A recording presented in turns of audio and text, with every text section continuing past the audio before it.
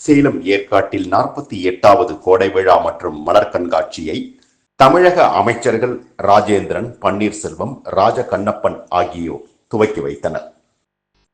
கிழக்கு தொடர்ச்சி மலைகளின் அரசன் என்று அழைக்கப்படும் ஏற்காட்டில் தோட்டக்கலைத்துறை சார்பில் யானை, காட்டெருமை, முயல், குரங்கு, பாம்பு, மான், புலி போன்ற வன விலங்குகள் உள்ளடக்கிய வனச்சூழலையும், மேட்டூர் அணை 16 கண் மதகு, ராட்சத தர்பூசணி பழத்தின் உருவம் போன்றவை கார்னேஷன் மலர்களால் அமைக்கப்பட்டுள்ளன.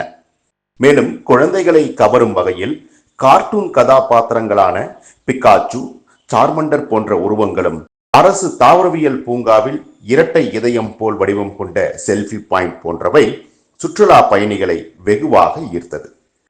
வேளாண்மை துறை சார்பில் 15 லட்சம் வீடுகளுக்கு வீட்டு தோட்டம் அமைப்பதற்கான தொகுப்பு விரைவில் வழங்கப்பட உள்ளதாக அமைச்சர் பன்னீர்செல்வம் இந்த விழாவில் தெரிவித்தார்.